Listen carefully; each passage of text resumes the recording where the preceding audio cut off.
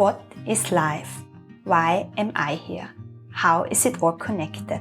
And how am I going to navigate this beautiful but crazy journey? I'm Sylvia and welcome to the Soul Sunshine podcast. Today I'm talking to an incredible human and dear friend of mine.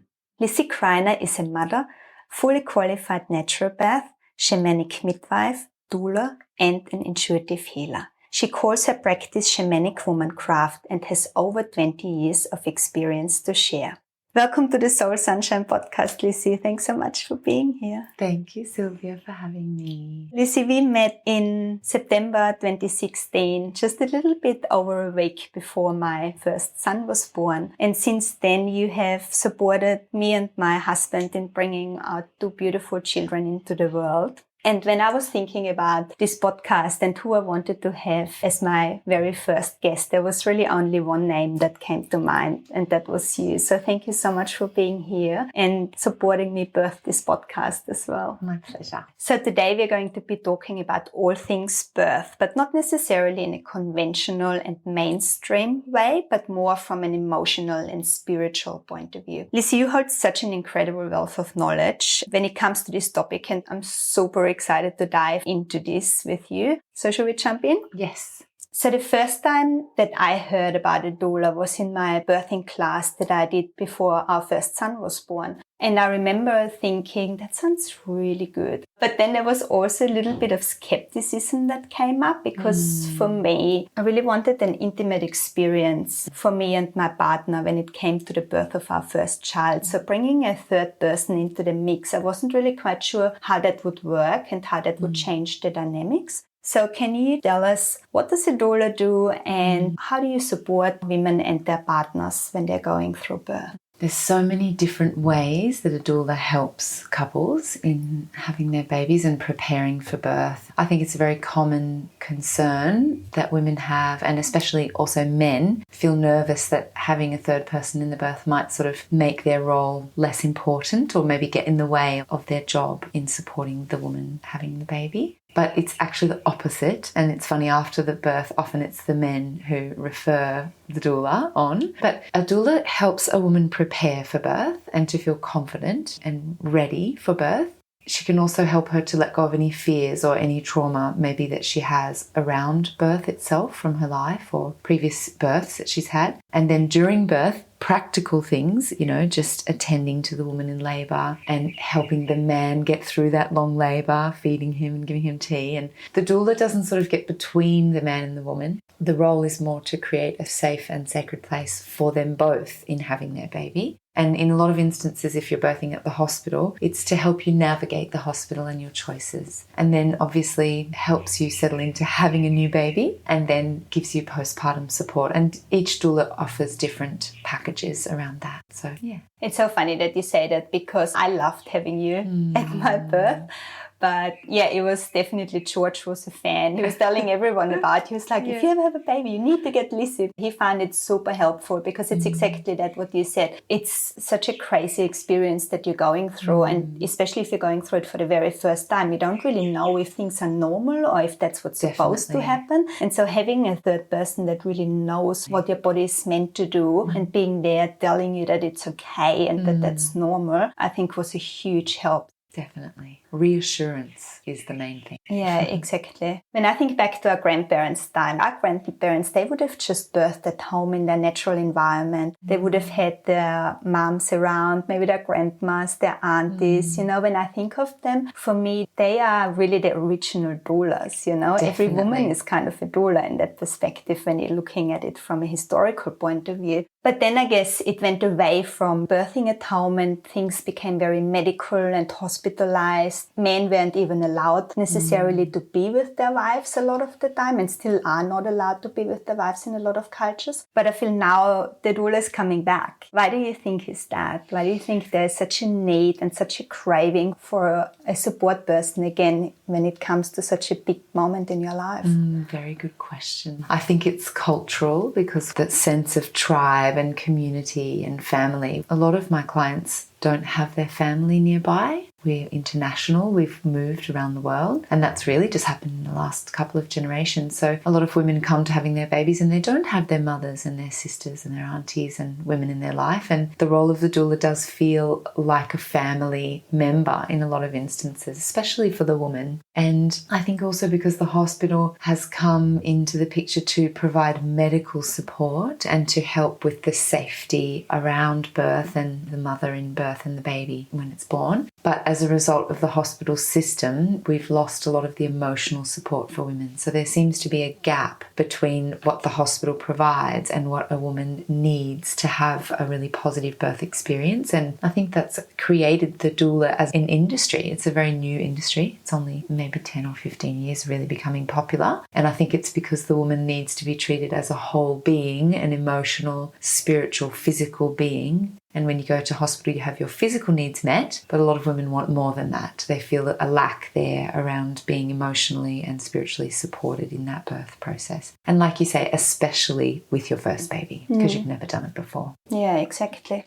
And also, I find there is a lot of fear associated with birth. Women are scared. They don't know what to expect. And I just wonder why something so primal and something that we've really been doing since the beginning of time is suddenly being feared so much by our generation. Because fear is something in the past that was primal, like we're designed to feel fear in order to make sure we're safe. So it's biological, it's not negative, it's just that in modern society we're having an increase of anxiety and fear, we don't feel safe. A woman having a baby needs to feel safe, but we have a lot of fear as a culture and we're not taught how to deal with those fears. So a large part of being a doula is supporting women to, one, identify those fears and look at where they're coming from. Maybe they're coming from their past or their history. And then also what her fears are around birth and help her sort of tackle those fears and have tools of feeling more confident and prepared for her birth. But I think that it's a cultural issue. It's where women aren't feeling supported. You know, you need to feel very safe and supported to have a baby. Let's just give you an example. If you go to have a baby and someone walks in the room that you've never met before, you feel scared because you're vulnerable and you don't know that person. And so there's a lot of things about modern birth, modern hospital birth, that actually elicit fear in the woman. And that fear is primal. Like she would naturally feel scared if a random person appeared when she's giving birth because she doesn't know them and she doesn't know if she's safe with them. So I think the role of the doula create what they call continuity of care. So someone beside you that you have a deep relationship with, that you know that you're safe with, who's with you throughout your whole labour and throughout your birth and then after your birth. And it helps a woman feel more at ease and less afraid. If you feel afraid, you cannot get your baby out. Biologically, your body tightens and holds back. So a woman needs to feel safe in order to really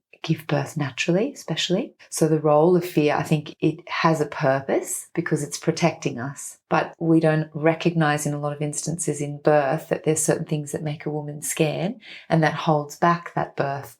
And modern birth doesn't identify actually some of the things they do are contributing to the fear in the woman giving birth. So I think the role of a support person is coming back so strongly because the women need to feel safe in order to have their babies. And every woman is unique and individual. So as a woman, you need to know what makes you feel safe. So sometimes I feel like the relationship with a woman is just to find out who she is and what makes her feel safe and what makes her feel scared so that I can help navigate that in that birth experience or support her in her birth. And I guess for me, the question that comes out of this is a question around preparation as well, because I've heard men say multiple times, oh my God, it was horrible to see my partner, my wife go through birth, seeing her being so in pain, not being able to help. And for me, that really raises that question if women and their partners are prepared and empowered enough to go through birth, or if they don't necessarily have the right knowledge around them, that they do feel empowered and that they do feel we can do this and we can do this together. Definitely. I think preparation for birth is vital. Very, very important, especially your first baby. I think subsequent babies, you sort of know what's going to happen, you know. You still need to prepare yourself mentally, emotionally, and physically, but preparation for birth and knowing yourself and knowing your fears and having support in having tools to deal with labour and educating the man and the woman what's going to happen, what to expect so that they don't feel so frightened in the labour process. I think it's it's very important for getting a good birth outcome. And just telling them what could potentially happen or also what they don't want to happen at all, right? So that you can make sure that you're not letting those things happen on the day. But also tools. Yeah. Like just really, there are some very practical tools of what a man can do to help a woman relieve the pain. And sometimes when I turn up, there's a sort of relief in the man's eyes that, you know, I can show him a little something to do and she gets a lot of relief, and then I can just give him that, you know, just these 3 points, and then he feels so much more empowered in helping her. Exactly. Yeah. So, for example, when we're talking about acupressure points or something, that's how men can get really involved in the birth of their baby as well. And sometimes it's just simply saying to him, this is natural and she's okay and she's safe and everything's normal. And the man just relaxes because his role is to keep her safe. So if he's nervous that why is she yelling, is it because something is wrong or because the baby's coming in 5 minutes, or, you know, he doesn't know. It's sometimes just giving him reassurance is all he needs to feel safe to continue through that labour with his partner.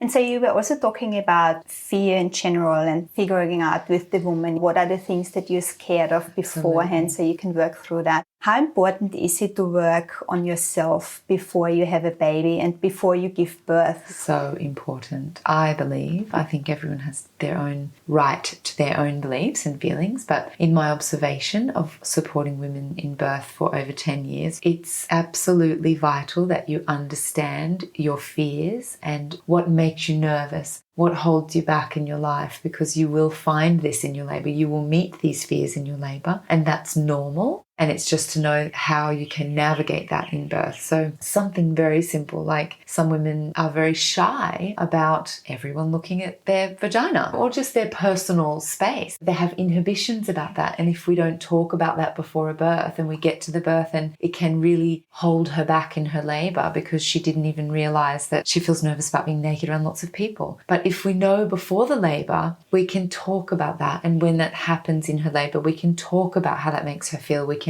do things to help her feel more comfortable in her labour. Every woman has their own fears based on their life experiences, and sometimes it's even from trauma from your life, or, you know, things that you're holding on to through your family line or something. And the more that you've identified those before your actual birth, the more positive birth outcome you can get from that labour. And in the end, the very thing that she feared is the thing that happened because she didn't deal with it beforehand. That's where it gets a little bit spiritual. It's that thing, if you don't look at something, if you tuck it underneath the carpet and pretend like it's not there, it sort of emerges in these other parts of your life, because life is trying to constantly get you to address and look at everything. Birth gives you the opportunity to do that at a very deep level. I mean, we're doing it all the time in our life, but this is where you start leading into like birth as a transformative experience, because it's a spiritual experience. I remember when we first met, you asked me how I was born. So how do you think our own birth potentially influences the way that we then go on and birth our children? In my observation of women having their babies, women often give birth in the same way that their mother gave birth and their grandmother gave birth. So there's two sides. One is physiologically, women often birth the same way down the female line. So you have certain characteristics to do with your body, your physiology, your shape, all of these things. But then you also have sort of a pattern of birth where you can see it being repeated. So if the mother had an emergency cesarean, you can often see then that the daughter then has an emergency cesarean. But most people don't see that pattern. Most people don't look at that or ask that question. In my practice, I've learned via observation that if I ask that question, how were you born? How did your mother birth you? It can help bring awareness to the woman, and actually she can choose to change that pattern if she wants. So an example, I had one woman who was born cesarean and she really wanted to have a natural birth. And when it came to just before her due date, she said to me, I just can't visualize the baby actually coming out. I just can't imagine it actually coming out of my vagina. And so we had to do a lot of work on, meditation and a visualization and letting go of her fear around, stretching and opening and what would happen and all of this. And in her labor, when we got to the stage of actually pushing her baby out, it took her a very, very long time and a lot of emotion came up and tears and I can't and this is impossible, and we really had to support her, and she did birth naturally. But afterwards we looked back and it took a lot of extra awareness about that, because without that awareness beforehand she probably would have just had a cesarean at that point, because it was hard and it did take longer and it took more effort. So I think a woman has the opportunity to change that pattern if she brings awareness to it. I think that's really beautiful, because anything in life that we have to learn and that we have to change, it always starts with awareness. That's always the first step. So yeah, if women can have that, and if women can change their birthing experience based on what they want, not necessarily what has happened in the past, yes. I think that's beautiful. And you're supporting future generations of yourself to have a more positive experience therefore as well. And I definitely observe women who had positive birth experiences, who were born easily and naturally. They just naturally birth easily and naturally. It's like there isn't anything in the way of them feeling that they can just do that. So I think, you are setting up a positive story for future generations if you can try and change those patterns. Yeah, because it's also, how do you talk about birth in your home? And I remember when I got a little bit nervous about birth, I always thought so many women have done it before me. For me, it was always like, it's something natural. It's something that we've always been doing, and it's something that our bodies are built for. But yeah, if you grow up in a household where there is maybe trauma or grief or anything that's associated with childbirth, then that's a whole different story. So it's really important to look at that. Definitely. We're talking a lot about the woman and how the woman gives birth. We've talked about how important preparation is as well, knowing how you want to give birth and knowing what your ideal birth would look like. But the thing that's missing for me, I do really believe that babies do choose their parents. They do come to you for a reason, because for the different life lessons they need to learn in this life and other things on that. But I also do think that a baby knows exactly when it wants to be born and how it wants to be born. So at the end of the day, you can have all your plans and you can have written down exactly what you want, but your baby is at the end of the day the one that's really telling you how it wants to be born. What do you think about that? I agree with you. I say to women in my practice that it feels like it's the woman and the baby working together. The image that I often see is like an egg, where you have the baby's like the yolk and the woman's like the white and the man is sort of the shell, like he's the protection. So you are all one, but the woman and the baby are in that birth experience. She has everything she can do. And this also plays out in mothering. You have all these expectations of how you'd like that birth and to raise that child. And then you have the child, and it's sort of 50% the mother needs to do the work to prepare and obviously vision her birth experience. And then you're right, I agree, the baby comes through the way that it needs to come through to have its life experience and its soul journey and to learn what it's here to learn. And so at some point when you arrive at that birth as a woman, you do need to just let go and surrender to the process and trust that this baby is coming through in exactly the way that it needs. And a large portion of the work with women is actually integrating the birth experience in the ways that no birth ever goes the way that a woman expects. I've never seen it happen. There's always things that happen that you were not expecting. Birth in itself is quite intense. You can have traumatic birth experiences and you can have more sort of holistic healing birth experiences, but you still, in every birth, have unexpected things that happen. And after the birth, you go back and you're holding that baby in your arms and you're looking at that soul and you're going, oh my gosh, it's you're here. And this is how you arrived. And this is what I learned from the birth of you. And my beautiful teacher, Jane Collins, she always said that you have the birth that you're meant to have to teach you how to be the mother you need to be for that baby. And so it's important then to look back at your birth experience and identify what you learned from that and look at that individual baby, because every birth is different. Even if you have many babies, you might labour similar and you might birth like your mother, but you still have differences in every birth. They're all different. And I agree. I think it's the child coming through, and maybe it has different challenges, or it needs support in different stages, or it needs extra help. So you have lots of people around you who come to assist you in that birth, and maybe this soul of this baby is here to bring people together to assist it to kind of do things. I mean, it's got lots of different stories, and there's many references and books and things that you can look back to after a birth experience and try and sort of understand what you need to learn to help bring that baby into the world and parent that beautiful soul that you've brought into the world. I really love that. I really love, that spiritual side of the babies being born the way it needs to be born, and it's teaching you what you need on your next steps in your life being a mother.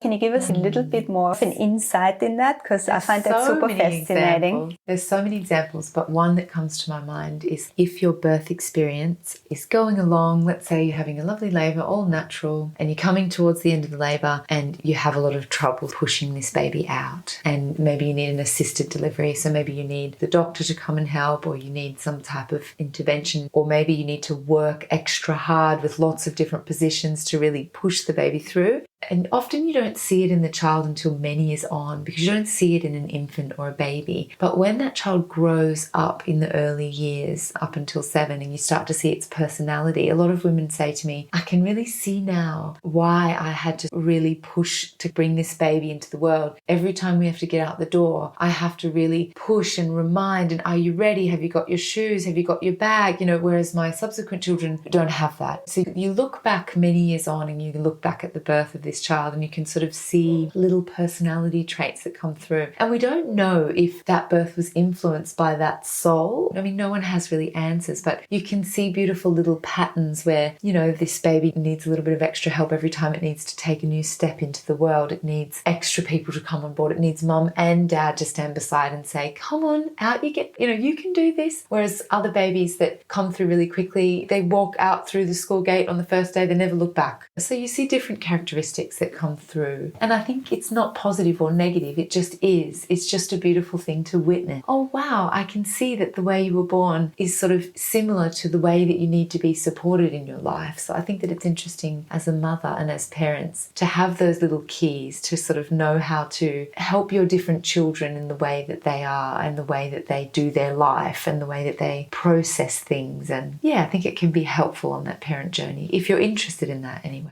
I think it's really beautiful as well, because it's like you said, no birth is ever the same, and no child is ever the same, no human is the same. So it fits in with that really nicely for me, where you go like every person is an individual, and it starts with birth. And also you were saying through the birth of your children, it teaches you what you need to learn next. But then what you just said as well, it's the way your children are born might show the personality traits that they are going to develop later on. And I think this is more coming from the sort of emotional, spiritual perspective. I think some people would find this a little bit left of field, because there isn't really actual evidence, but there's lots of observations working with women over the years that you can see it time and time again. And I think there's a few people starting to write about it now. I know with Jane Collins, she often talked about in your adult years as well, you can work with your birth story as well. And you can see that when you need to birth something in your life, we can say, this podcast, you're bringing it out into the world, or when someone has a new project that they're doing or a new venture, you often will find that you will get held up at a similar point in the creative process that you may have been held up in your birth itself. So I think understanding the way you were born all the way throughout your life, as a parent, it can help understand your child, but also as an adult, understanding your birth story can help you understand where you get held up, or where your fears arise, or where you might need extra support, or how you are in birthing things in your life, in bringing creative things out of you and into the world. I think it can be very helpful, just as an interesting thing to look at. I love that, because there's so much more to it. A lot of people look at it as that one event that happens in your life, and then you move on from there, but you really don't necessarily. It's all connected. Like our whole life is connected. Everything that we've ever done and everything that we've ever been, like it's all us, and it all carries on with us.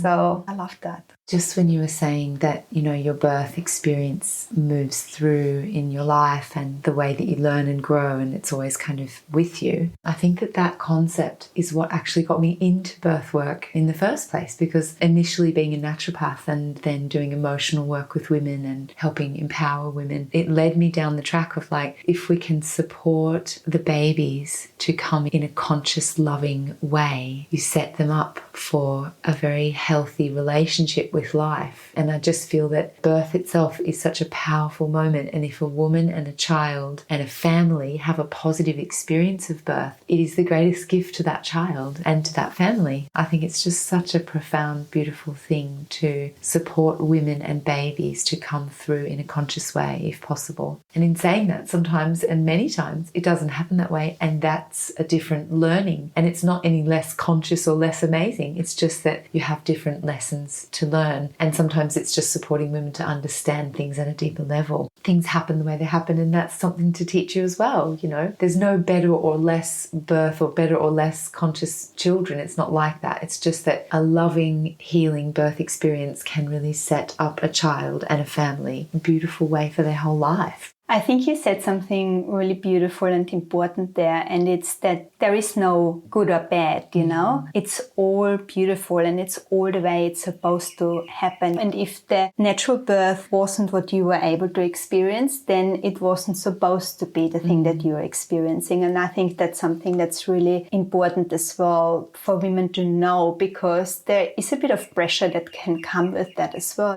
What is it like for babies to be born? I mean, it's a huge experience for women, and we're going to talk about this a little bit later on. But for a baby, it's a massive thing, right? And I think sometimes, like I said before, we don't even think about what the baby has to go through. And I know that the second night after they've been born, babies are very unsettled and they're crying a lot, they're clingy, they need to feed a lot and nurse and comfort. And it's because they're remembering birth and they're working through the trauma of their own birth by themselves. I'm just really interested to hear your perspective of that and what it's like for a baby to enter this world. Imagine just the length of time that little baby's being squeezed and squeezed. And also because we know that babies feel the energy of their mother. I think the baby, it's feeling the mother. It's also feeling the physical feeling of being born. And I think obviously some births are more traumatic than others. I mean, I think trauma is a big word, but it's very hard being a little baby and coming into the world and coming out of a beautiful warm bubble and feeling all these different sensations on your skin, and everything's different, bright lights, everything changes when you come out into the world. And I think it's important to just connect with that individual baby. Some babies find it harder to come into their bodies than others. I think the first few weeks you really see it's as if they're trying to come into their bodies, you know, and everything's very intense for them, and they dream. I remember watching my little baby after she was born on that second night thinking, how does she have dreams? She hasn't even been alive for more than a day or something, you know. And I was thinking that at the time. I didn't know much about it, but she must be sort of remembering her birth, because we don't know what they're thinking at the time. But yeah, it's a huge experience for them, definitely. And so when do you think the soul is actually entering the physical body? When do you think that happens? Yeah, I don't actually know the answer, but I think in the Kundalini Yoga book practice, that bountiful, blissful birthing, they talk about that after 3 months, that the soul is coming sort of more into the physical body in the pregnancy. But then sometimes women say to me they don't feel the soul's actually in the body until it's kind of actually coming through being born. And some people say they even see and feel the soul is coming in even still after birth. So I'm not sure if it's a unique experience for each person. We've lost a bit of that information, but I think it's still coming into its body even after that birth. I think there's lots of theories out there. Definitely. And it's not really something that can be scientifically proven, right? So it's more like how do you really know? And it's like we said, it's that observation. But I've also been reading that the baby after the first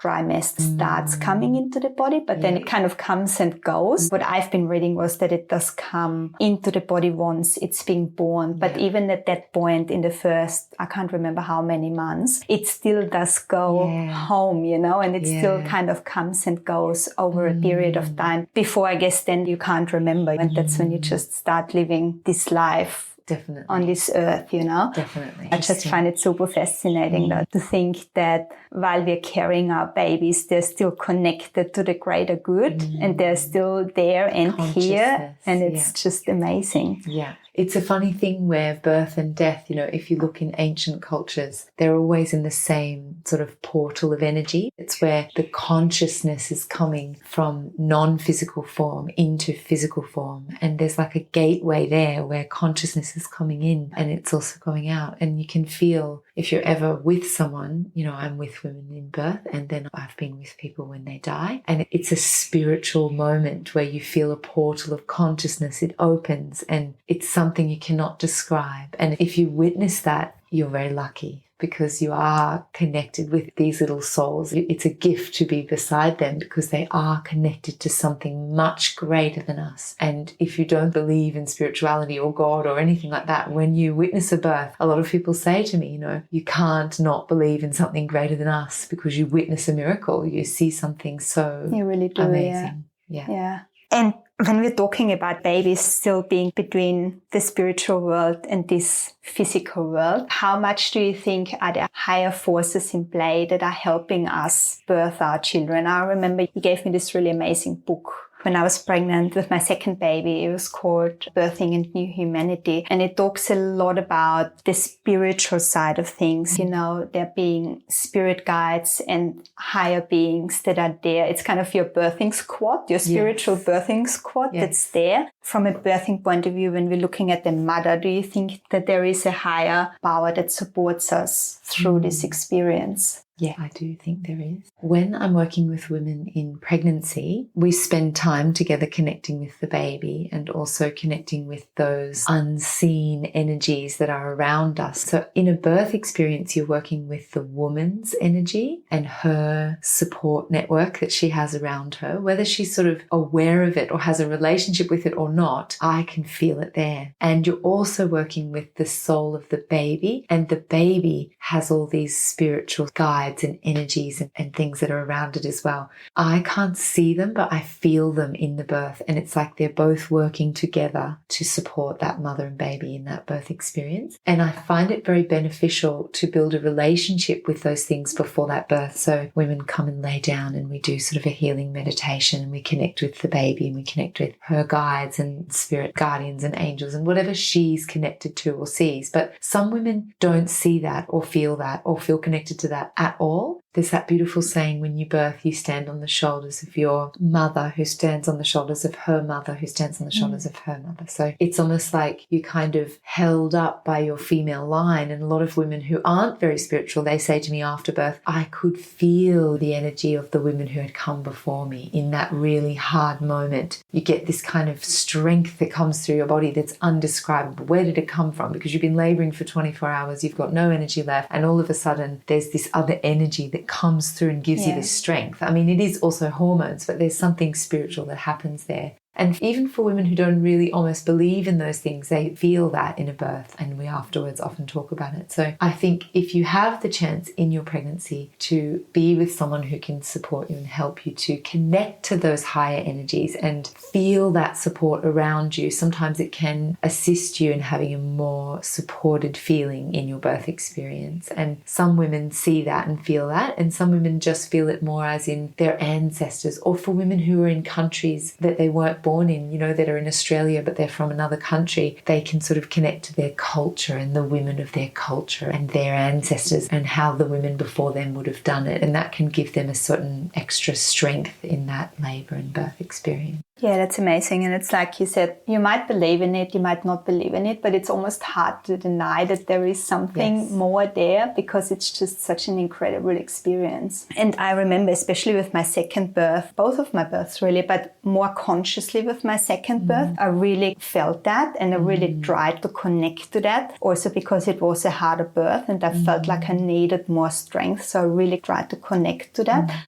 Yes, but I think that a lot of women birthing, they often miss that experience, or they don't get the opportunity to connect or feel that due to often a very medicalised birth or a hospital birth, or even just a basic thing like going out in nature in your labour can be very helpful to connect you to the elements and connect you to your body and connect you to that more spiritual side. Whereas, let's say for some women who have to be induced, from the moment their labour starts, they're in a room, in a hospital on the 5th floor, and they do not leave that room for their whole labour. And that can be very difficult. Some women in that experience, they don't feel that connection, they don't get that connection, and it can be very hard for them. Whereas women who get the labour at home and get to walk to the beach and swim in the ocean in that pre-labour stage, often they report feeling much more connected to that spiritual strength. I think the earth and the nature around us as women can give us that connection too. So I think if you're wanting to feel connected to those things, it's important to prepare yourself for your labour, to have someone who can support you, have your partner remind you to go outside during your early stages of labour. Things like that can also help a woman feel more connected. I read this beautiful quote the other day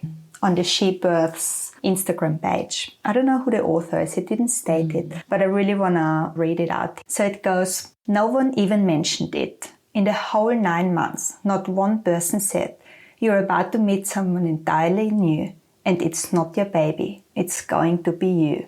It brings tears to my eyes. I find it to be such a beautiful quote because it's so true, isn't it? I guess that's my question to you. What happens to a woman when she births her child and becomes a mother? It also brings tears to my eyes. It is so true that especially and almost sort of in the first pregnancy as a woman, it is an initiation. I mean, every birth is initiating you into another chapter of your mothering journey, subsequent children becoming a mother of 2 or becoming a mother of 3. But in your first pregnancy as a woman, it is so profound. It is a spiritual experience. It is the most empowering experience that you may ever have in your life. And it's, birth and death. It's an initiation. It's in that same vein of you're birthing a child, but the old you, it's going to die. You're not going to be a maiden. You're not a young woman anymore. You're not only for yourself in that stage of your life. It's a huge experience for a woman. There's a sense of loss and grief that a woman feels after the birth of her first child, which is never talked about. No one acknowledges. It's normal that you're grieving the loss of your old self, the loss of time to do things you loved and the loss of whatever. But in that, the birth of this new you meet yourself as a mother and you don't know who you're going to be. Maybe you're an excited mother or a playful mother. Maybe you're a nervous mother. Maybe you worry all the time and you previously never worried. I mean, you meet yourself as a mother and it's such a beautiful journey. And I think supporting a woman in that initiation process and acknowledging that that's happening to you, and especially in that first birth of that first child, is very important. And talking to someone about that and being supported in that is very important. And I think for a woman, it's a bit unexpected in a way. Yeah, like that quote says, it's unexpected. You're like, even your partner doesn't know who you're going to be as a mother.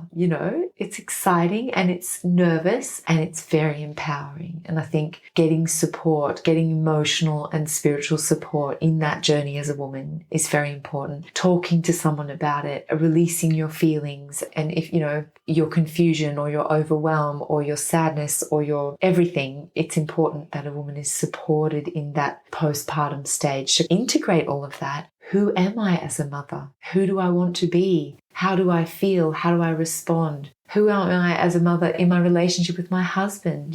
It changes so much. And yeah, I think women need a lot of support in that chapter of their life as well. Not just the baby, also the woman. It is like that, isn't it? It's a huge thing that the mom and also the dad's going through. I think Definitely. Dads are also the ones that sometimes get a little bit forgotten in that whole thing because, you do ask after the baby, you do ask for the mom, but then the dad kind of is just supposed to be there holding it all together somehow, in our society at least. The one thing that it reminds me of is when I had my babies, I always just felt this immense sense of empowerment after they were born. I always felt so empowered thinking, if I can do this, I can do anything. Like that was always something that I thought about. That's what birth's meant to make you feel. Yeah. And your story is very positive because you got that experience that made you feel empowered. And that's what it's meant to do so that you can actually have the strength and the belief in yourself to raise those children, because it's a big journey raising children. But the majority of women in our culture at the moment are not receiving that experience. They feel disempowered after birth. They feel traumatized. They feel shocked. They feel unsupported, and they feel scared and frightened. And they're left to sort of piece themselves back together after birth because they didn't get the opportunity to have an empowered birth experience. And I think that sort of takes us full circle to why it's very important as a woman that you get the support you need in order to have an empowering birth experience. And it doesn't need to be a perfect natural birth. It can be any kind of birth. It's just that the woman needs to feel supported and empowered in that experience.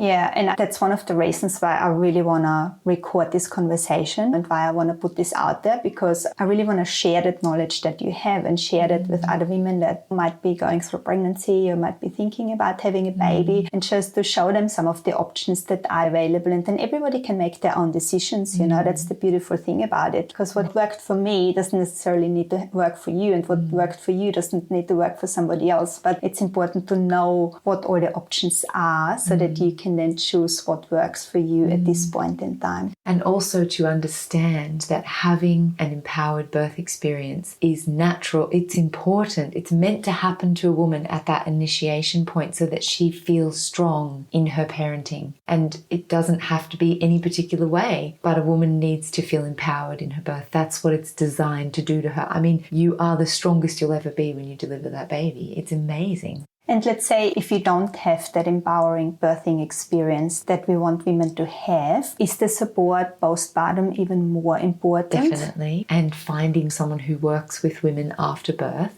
to understand and heal from that experience. Having someone to help you let that go and heal that experience and understand what happened and how maybe in your life you can do things differently so that you do feel empowered. I think it's an important step. You know, whenever you have a trauma in your life, you then need to get support to heal that. If the birth experience has left you feeling overwhelmed or frightened or emotional or not sort of feeling good, then I think you should reach out and find someone to talk to about that. And in talking about it, you can let that go and move into your mother journey and have a more healed experience from your birth. A lot of my work is working with women who've had traumatic birth experience. I think that's really important, and again, something that might be overlooked a lot of the times, because birth has happened and now you just move on with your life.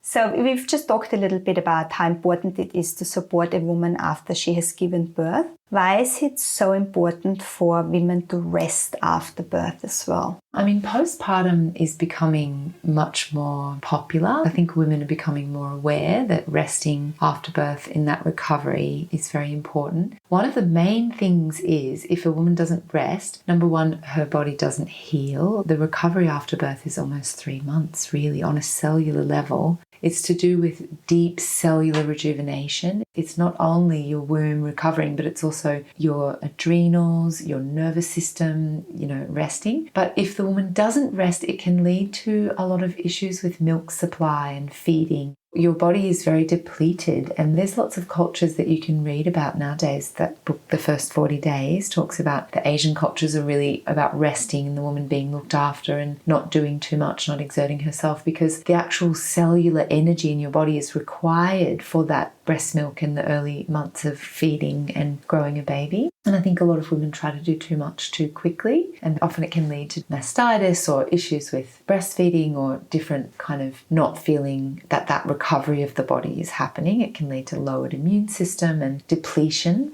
But on a spiritual side, on a sort of energetic side, the birth itself, it's almost like it blows open your energetic body, which is around your physical body, is sort of broken open as that consciousness of the birth comes, that child's consciousness comes through your body. And it feels like women after birth, they're very vulnerable, they're very open, they're very susceptible to people saying negative things or telling them they're not doing a good job. Or it's very important that a woman protects herself in those early weeks and stays really within herself, because she's sort of closing up her energy field. The woman needs to reconnect herself with her body. She needs to come back into her body after a pregnancy and a birth. And this just takes time. And she needs to nourish herself, rest, eat nourishing foods, be looked after. And most importantly, bond with her baby, get to know her baby, what it needs, how it likes to be wrapped, how it likes to be held. Some babies are born with their arms above their head, and then they come out and you keep wrapping them up and they don't settle, they don't sleep until they get their arm out free again, because they like to have their arm out when they're sleeping. We don't know this because they can't talk. But most importantly, it's like we were saying before, helping the baby arrive in its own body and helping the mother arrive back into her body after that birth, which is this huge experience of energy. So I think it is vital for the mother to come back to herself and support the baby to come back to itself so that you can feel connected, so that you can intuitively feel connected to the needs of your baby, so that you're less susceptible to everyone else telling you what to do. And you're connected to that mother lioness energy where you know what your baby needs. And how do you think women are supported in that period where they're supposed to rest? In our culture, they're not supported very well at all. I think that's why the industry of postpartum doula is actually emerging in the last few years, because women in our Western culture, there's this sort of unspoken requirement. They're meant to get up and they're meant to get back onto it. And in Australia, men only get 2 weeks off from work. So after 2 weeks, the man's gone back to work. She needs to cook and clean and get up. And then often she starts bleeding a little bit more because she needs to rest and she's not meant to be doing as much. And I think there's also an expectation that she's meant to be looking good again and she's meant to be beautiful. And so women think they're meant to start doing physical activity, which is very unhelpful in the recovery. Women just need to rest for the first couple of months. It's really the unrealistic expectations that society is putting upon us, and that then makes women feel like they really need to get back on top of everything else that they were doing before, but forgetting that their life has just so drastically changed and nothing will ever be the way it's been before. No, definitely. And that this time with this baby is so precious and it goes by so quickly. You know, I have a woman having her 4th baby, a very dear friend of mine who's also a doula. And she said to me with the 4th baby, finally, with this baby, I don't feel like I should be doing anything else. Like it took her 4 children to actually give herself permission to just sit and be with the baby, because she understands that these early months of having an infant, it's a moment in time. Goes so quick. Yeah, and if you rush yourself through and you try to do everything else, which will wait for you, you know, everything else will wait. And the baby growing in front of your eyes doesn't wait, you know. Yeah, I think that's the important thing to remember. It's like everything else will still be there in some sort of form, but your baby is only little for such a short amount of time. So you really need to soak in as much as you can every moment. Absolutely. And from a physiological point of view, anywhere that you're overexerting your energy externally, you're actually taking it away from nourishing your baby. So, you know, women that exercise too soon, it takes all the calories away from actually just making breast milk and feeding the baby. And women just culturally need to be taught that your body comes back over time, but it happens gradually as that baby drinks more. It happens naturally, but you can't rush it. Just stop and be present and nourish yourself and feed yourself so that your baby gets all of that vital nutrients, and so that your nervous system can rebuild itself after a birth, so that you can have really deep energy to look after that child as it grows and gets bigger and turns into a toddler and you're chasing it around.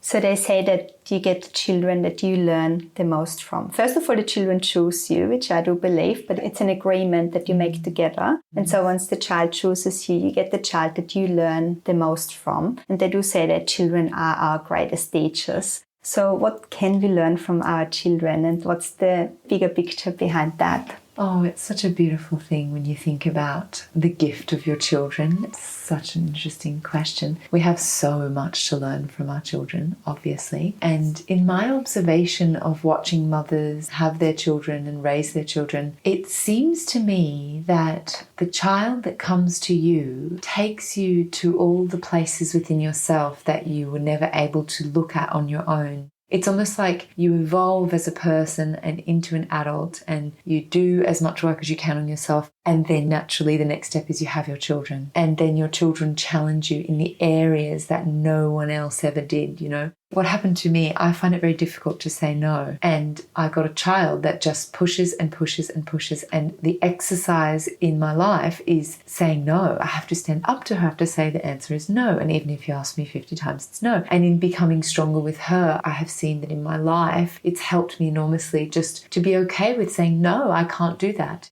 I think you have to look at your individual story, and it starts from a very young age with your baby. You know, I watch women who were told not to cry or were raised in families where emotions weren't cool, and then they have these babies that cry and cry and cry. And I come to visit them after birth and their baby's crying and they're crying and they don't know what's going on. And we look deeper into that. Your baby's tears are sort of activating your emotion that you were never able to feel. And that's great. Let it happen. Just let it move through you. Let it teach you, you know. But each mother has to sort of investigate that individually. You have to look deeper and you have to find those meanings yourself. And as your child grows up and gets older, it becomes a little bit more obvious in terms of what they are actually teaching you. They really are like little baby gurus, you know. They sort of challenge you right to your edge. It's the beginning of a spiritual journey that is a gift to be able to work through those things. And I think if we can work through our own things as parents, it's very helpful for our children because it helps them not have to take those things on from us. So I think it's an exchange, you know, they activate something in us and we can, by then working through our own things, we can help our children by not sort of passing on those patterns to them if possible. It's really beautiful. And I think, again, it starts with awareness. As soon as you understand that your children are also here to teach you something, you can be more conscious around that. Absolutely. And be like, what is it? You know, what are the things that are triggering me? How am I reacting to certain things? And then dive deeper into what does that mean and where is that actually coming from? Beautiful. You know, an old saying goes, it takes a village to raise a child. But the reality is that a lot of women these days might not necessarily have family around them. So we've already talked about how important it is to be supported before birth, during birth, after birth. How important is it for women when they become a mother to really find the support network within their community?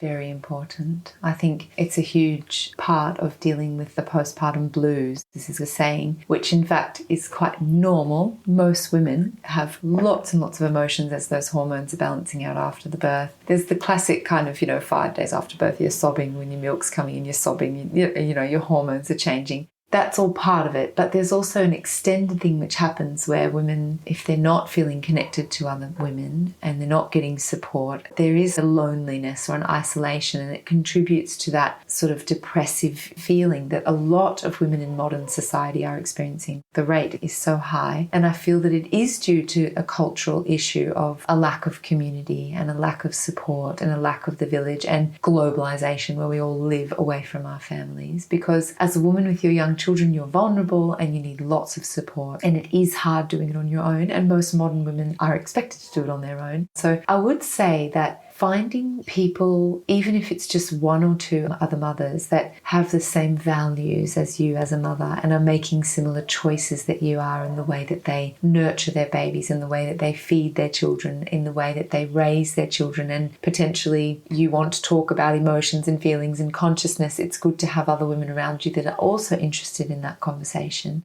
I think it makes a huge difference in the early years of raising your children if you can find support in your community. The natural extension of being with the mother would be to be with someone that they see their mother with. This is a safe connection, So it feels that recreating a new version of community or village that suits the modern day mother who has a modern day lifestyle. We need to find solutions to that, because otherwise a woman is just completely adrenal fatigue at the end of raising a child, and it's not good for her. It's not good for her mental health. It's not good for her relationship. It's not good for her parenting. It's not good for her soul. She needs to feel that she has someone to talk to and someone who can support her in that process. I really love that as well, because it is so important that your children feel like there are people in the community that they see you with, that they know that they can trust, that they can feel safe with as well, if there's no family around. Definitely. And another thing I notice is often there'll be one or two old people on the street and they're just sitting there, and their grandchildren probably live in another country. Maybe it's like we have the old Italians down and across, and I wouldn't probably leave my baby with them, but just passing them and waving at them, and the children sort of being around old people, because a lot of the time our grandparents are overseas. Our children aren't even being around the older generation, and the loving connection that can be just in 5 minutes once or twice a week passing by them, or little things like that where it's like the babies and the old people. It would be sweet if they could somehow be connected, and if people can find ways of being connected. There is this special connection, isn't there? And also it's nice for the babies if they can hang out with grandparents or, other old people. But then you just look at the old people and you see their whole being light up. It just brings you so much joy when you see that, because it's just such a beautiful moment. The one thing I also wanted to say around finding friends or finding people through Mother's Group, I think the one thing that I found as well is, like you said before, once you have a baby, you change as a person. Your life changes, your routines change, pretty much everything changes. And so what I found really important as well is to find people that have the same values, but that also parent in a similar way to how we parent. I think it's really important because parenting can be stressful at times, you know, and it's full on and it's constant. It never stops. So you kind of want those relationships to be easy and nurturing for yourself. And I think it's important here to know that this small window of your life, it ends in terms of the relationships in your life change when you have young children. And a lot of women go through feeling quite sad because maybe their friendships with people who don't have children fall away and, you know, your relationships to everything and everyone change. But the window of having young children before they go to school, it's very small. It's a handful of years. And the relationships you have during that stage of your life are with other people with children because you need to relate, and it's better if it can be with people who have those same values as you. But it doesn't mean that those deep relationships from your old mates, they return. Your children go to school. You are who you are still for the rest of your life. And I think if women could just understand that every part will end. Having an infant will be over in a minute. Having a toddler will be over in a minute. Having a young child will be over in a few years. They'll be at school. And to just really embrace that stage of your life and have what you need around you and know that all the things you love in your life, they do come back to you in different ways over time, but that choosing that parenting journey and choosing people around you that support the way you want to parent your children, it is very helpful. When we're really zooming out now, what can we learn from birth and our babies for life? We've talked about this a little bit already, but what are the elements that we take with us as women and what does it teach us for life? What we learn from having our babies and our mothering journey is unique to every woman. But I think as a whole, it can be brought down to words like surrender and how to trust life and how to let go, you know, because you grow a baby and then you have to let it come out of you. And then you have to let other people hold it. You have to let it go to school. You have to let it go into its life and you have to let it leave you. And you have to let go. You do not have the choice. If you hold on, you make it very difficult for yourself in many instances. So I would say the themes of the greater learning is sort of around trust and letting go and knowing that there is a bigger force that's at play. You know, your children have their own soul journey, their own guides watching over them. And you have to trust that when they leave your arms, that the experiences they're having are what they're meant to have to teach them in their life. And that's very hard, you know, but it brings you a sense of peace when you can let go with ease. And then also it activates what you're here to teach because you're a parent. And so you have to teach them what it is to be a human being and a good human being. And what are your values as a human? What are you imparting to your children? What's important in life? Things like that. So as a result of becoming a parent, you have to consolidate your values. What's the most important thing to teach my children? I have a handful of years where they're in my care. What am I trying to impart? So in the process of doing that, I think you become stronger in who you are. You know, what you believe in, what your purpose is in life, in this short, beautiful life that we're here to live. What is it that you are going to do and show your children? You know, who are you and what are you showing them? So it sort of activates your purpose in a way, becoming a parent. That was beautiful. That was so beautiful. And it reminds me of this saying, first you give your children roots so that they can grow, and then you give them wings so that they can fly. And that really encapsulates that. First you are teaching them, you're nurturing them, you're preparing them as well as you can for this life. And then you've just got to give them wings and let them go and just hope that you've done the work, really. And that makes me want to cry. Makes me cry as well. I'm like, not my babies. I don't want to let go.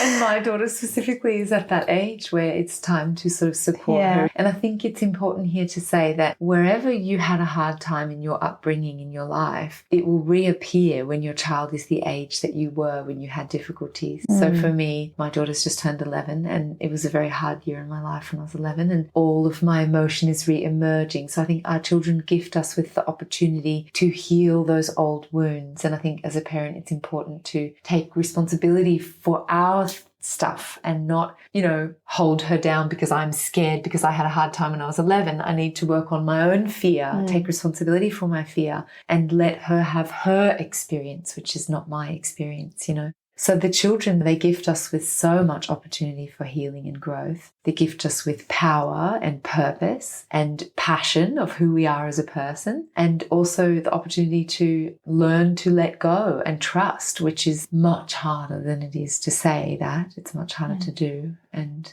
inevitably, it gives you freedom, because when you let go, you feel at peace. When you're holding on, you feel stressed. So actually, they're trying to help us learn to let go and feel at peace. It's sort of like a whole journey, really. It's such a complex, wonderful and wild journey, but it comes, like you said, with so many opportunities to learn for ourselves as well as for our children, to teach them. Yes? Definitely. And sometimes it's harder. Some parent journeys are harder than others, but we're learning through that, through those experiences. And I think if you are having a hard time at any stage of parenting, birth, pregnancy, parenting young children, teenagers and adult children, I think it's important to say, reach out and get support in that parenting journey. Don't be scared. Yeah, absolutely. Don't be scared to ask for help. I think that's something that we generally need to take into every aspect of our lives, right? And teach our children how to do that, because they go to school and they need to learn how to ask for help, that it's not a weakness, it's a strength. Being vulnerable is a strength. Being able to communicate your emotions and your needs is a strength. And being able to get the support you need in this life is very important for feeling whole and happy, So I think, we're very lucky to have our children, and everyone's having a unique journey, and to get together and share and support each other is so beautiful. And our children are our greatest gift. When you look back over your life, you think of all the things that you're going to do and all the wonderful goals you have and everything. And the most standout moment will be in those years that you raised your children. They just are our greatest gift. Lizzy, there was so much knowledge and information in our conversation today. I would love to keep talking to you. I feel like we've only just scratched the surface, but there has been so many amazing pieces of wisdom in this, which I really hope that will help the people that are listening to this podcast. To summarize the 3 main points of wisdom, I would say they are: number 1, you have the birth you are meant to have to teach you how to be the mother that you need to be for your baby. Number 2, if we can support babies to come in a conscious, loving way, we set them up for a very healthy relationship in life. And number 3, children gift us with so much opportunity for healing and growth. They gift us with power and purpose and a passion of who we are as a person. Lizzy, thank you so much for this conversation today. Thank you so much for making time. Thank you so much for sharing your knowledge and your wisdom with us. Thank you for having me, Sylvia, and for putting yourself out and creating this beautiful podcast. And I hope that lots and lots of people benefit from listening to your beautiful, insightful podcast that you're going to create. And here's to many more good ones. Yeah. Well, thanks for being part of the first one. We've talked about a few resources today as well. We've mentioned a few books and a few bits and pieces. I will put those into the podcast notes for anyone who is interested in diving deeper into this topic. Thank you so much for listening, everybody. I really hope you got something out of this podcast that will support you on your journey. I hope that the information and knowledge that has been shared will help you guide you through pregnancy, birth, and beyond.